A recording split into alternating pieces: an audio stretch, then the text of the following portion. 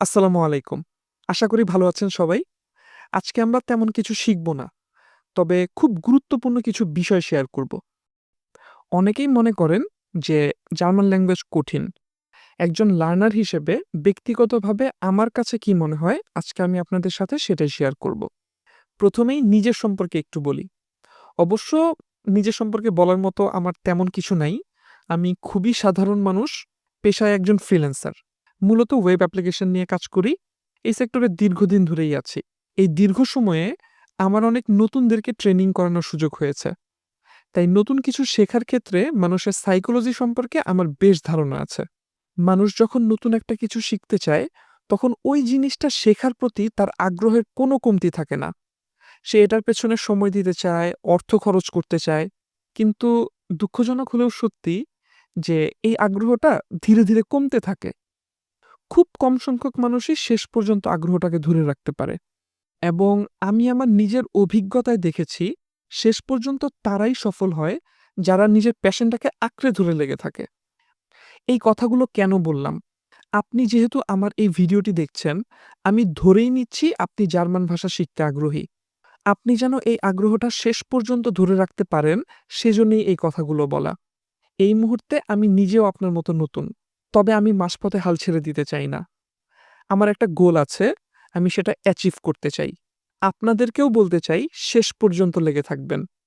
আগেই বলেছি, নতুন কিছু শেখার ক্ষেত্রে মানুষের সাইকোলজি সম্পর্কে আমার বেশ ধারণা আছে। মানুষ শুরু করে ঠিকই, কিন্তু মাঝপথে এসে হাল ছেড়ে দেয়। মাঝপথে আপনার অনেক কিছু মনে হতে পারে। আমাকে দিয়ে হবে না, আমি মনে হয় পারব না, কিংবা অন্য কোনো লুজারদেরকে দেখে আপনি ডিমোটিভেট হয়ে যেতে পারেন। যেমন জার্মান লার্নার্সদের জন্য বেশ কিছু ফেসবুক গ্রুপ আছে, বাংলাদেশি গ্রুপ। এখানে নতুন পুরাতন অনেকেই আছেন। আমার মনে হয় নতুনরাই হয়তো বেশি। তো নতুনদের মনে তো অনেক প্রশ্ন থাকে। স্বাভাবিকভাবেই তারা ওই গ্রুপগুলোতে বিভিন্ন প্রশ্ন করে। আর তখনই কিছু লোক এসে তাদেরকে ডিমোটিভেট করা শুরু করে দেয়। খেয়ে-দেয়ে কোনো কাজ নাই। কেউ এসে বলবে, "ভাই জার্মান অনেক কঠিন। এর চেয়ে ভালো জাপানিজ শিখেন।" আবার কেউ বলবে, "ভাই কোরিয়ান শিখেন।" এইভাবে একেকজন একেক রকম মন্তব্য করে বেচারা জার্মান শিখার ইচ্ছাটাই নষ্ট করে দিবে।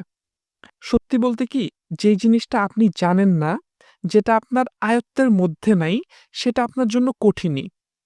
যখনই আপনি সেটাকে আপনার আয়ত্তে নিয়ে আসবেন, তখনই সহজ। ছোটবেলায় আমি সাইকেল চালাতে ভয় পেতাম। আমি সাইকেল চালানো শিখতেই চাইনি কখনো। কারণ আমার কাছে মনে হইতো যে সাইকেল চালাতে গেলে আমি পড়ে যাব। আমি ভাবতাম এই চিকন, চিকন ২ টা চাকার উপরে একটা মানুষ কিভাবে বসে থাকে? কিভাবে ব্যালেন্স করে? আমি সম্ভবত ১৫ কিংবা ১৬ বছর বয়সে গিয়ে আমি সাইকেল চালানো শিখেছি।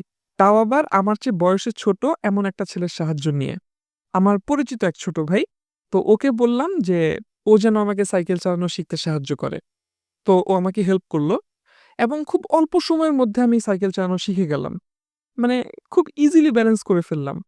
আমি তখন ভাবতেছিলাম যে সাইকেল চালানো এত ইজি, আর আমি ছোটবেলা থেকে এতগুলো বছর এটাকে ভয় পেয়ে আসছি।